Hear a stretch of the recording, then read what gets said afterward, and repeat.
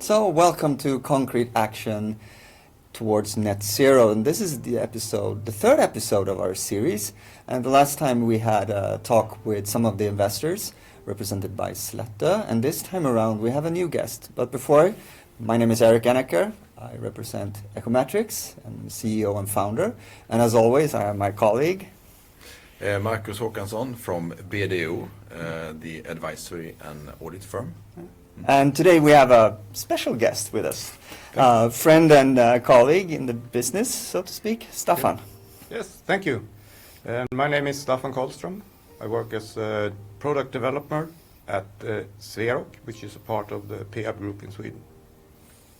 So Staffan, it's a pleasure to have you here, first of all. Thank you. But you've done some big transitions in your company. Could you tell us a little bit about that? And also, for those that don't know Swerock, a little bit about the company itself.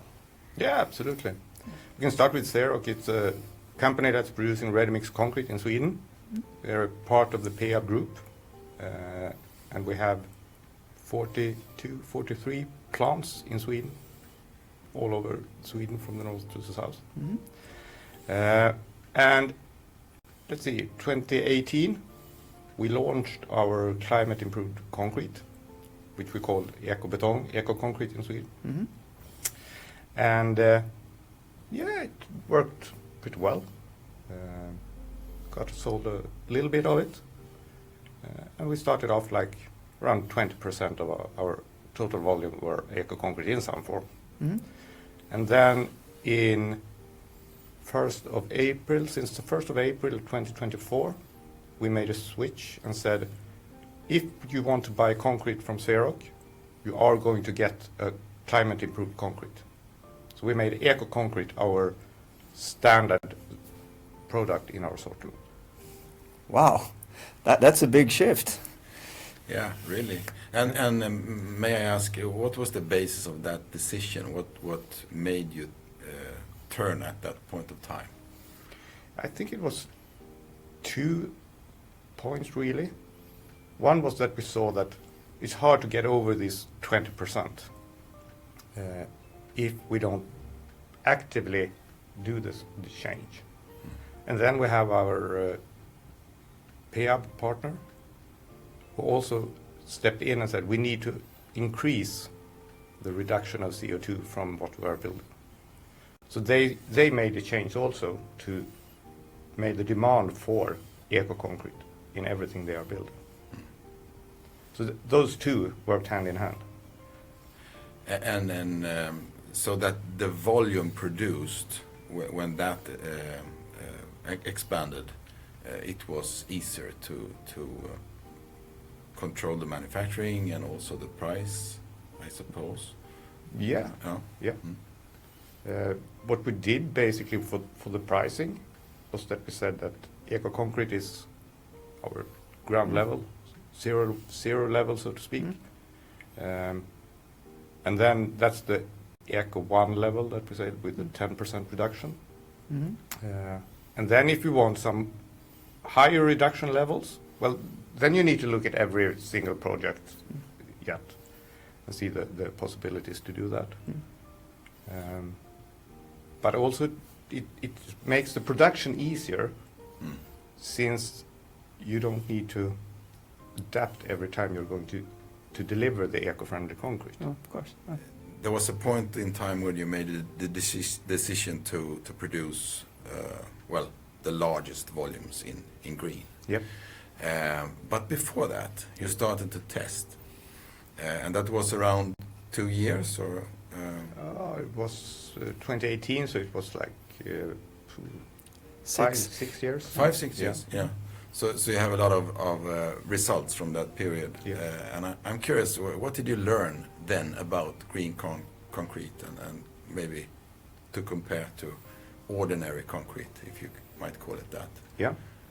Well, one of the biggest changes that we are doing when we're producing eco-friendly concrete is that you lower the amount of normal Portland cement, which make the concrete react slower, in particular when you have cold weather.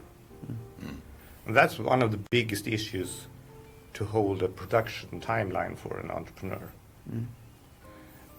And what we learned on that during that 5-6 years were that between our old concrete and the eco concrete level 1, the changes aren't that big. It's completely possible to manage that small amount of change for everything we are producing.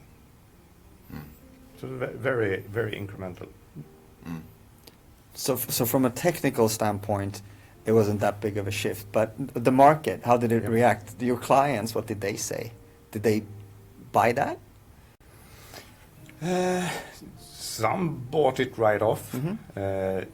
I think some didn't buy it, and they had the possibility to buy the old concrete also. But since the market also started to demand more and more that you need to reduce the CO2 emissions, they worked hand in hand. So they needed to make the shift also to buy something that was a little bit better. So it worked really well, and I haven't heard a big discussion about that, but we don't want it. And also I'm thinking about the benefits of this whole project. Maybe you know something about that.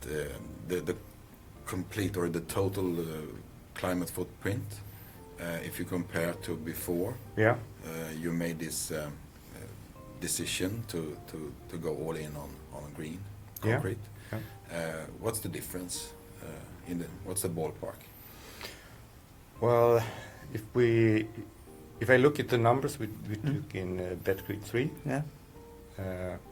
we started off at about 300 kilos of CO2 per cubic meters. Yeah. And today we are having an average CO2 at 240. So that's 60 kilograms CO2 per cubic meters. Yeah, that's a 20% reduction. Yeah. That's pretty big. Yeah. And if we look at our production volume, as I said, when we first started to introduce it at the market after, let's say like 2 years, we were at about 20% of our total volume. And then the change was, that was like Eco 1 concrete. Today we are delivering 88% of our volume with a climate improved concrete. And 50% of that is Eco 1 and 20% is Eco 2. Oh, wow. So I think to get to the next level of have a widespread use of it, feel confident in your product and make the switch. And say, this is our first offer to you. Because then the market will be at ease with using it also. Because the signal is, this isn't a big question. What would you like to achieve in the near future, let's say 2028, up to then? Yeah. I mean, I'm quite fond of our roadmap. I think that's a good way of looking at it and taking us further. And I like to make the shift from, let's say we have like 50% Eco 1 today. Like in 2028, maybe that 50% should be at Eco 2, and the 20% should be on Eco 3. So one step up. So one step up, because it's like 2 years away. Yeah. And I think it's nice for us as a company to make that shift, because we want to make it lower CO2 emissions. But I also think we need to make that shift to follow the roadmap. Yeah. And what needs to happen in order for you to make that shift? I think we need to feel a little bit more, increase our feeling of the confident feeling of the product. So we can say that, but our Eco 2 is performing as well as Eco 1 in the short term of the concrete life, because that's basically a question for like the first couple of days. After that one, it's not a question. look at the lifespan of the structure and all of those questions, it's not a problem. No. No. But do you have it used in a production timeline, which we are used to? Because the production timeline is basically very much still same as it has been. Yeah. And it's based on the old types of concrete used. Yeah, and how we are used to make things. Do you think that in the long future, those who are not starting to learn will have a disadvantage? Yeah, I think.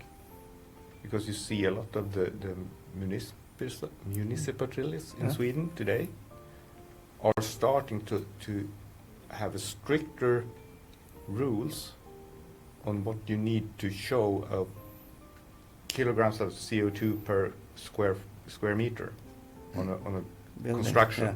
to get a permit to build. Mm. And if you can't show that, you don't get the permit to build. And if you want to stay on the market, yeah, you have a choice. Yeah. Yeah. So you need to start to learn it because we aren't going to go back No. to what we used to do Yeah. it. It's the ratchet. It goes only one way. Yeah, yeah. We are going to make it in a different way. Yeah. Well, Staffan, it was an absolute pleasure to hear you. It's always interesting to get all these different perspectives on the same issue, and we're all striving. We've heard that Swerock is really striving, and you are striving to reach the net zero and the roadmaps we're set up here in Sweden. And it was really insightful for me to hear your thoughts and experiences and about this journey that you're starting. Yeah. Thank you. Thank you Thank for you. being here. Thank you. It was very nice to be here. Yeah.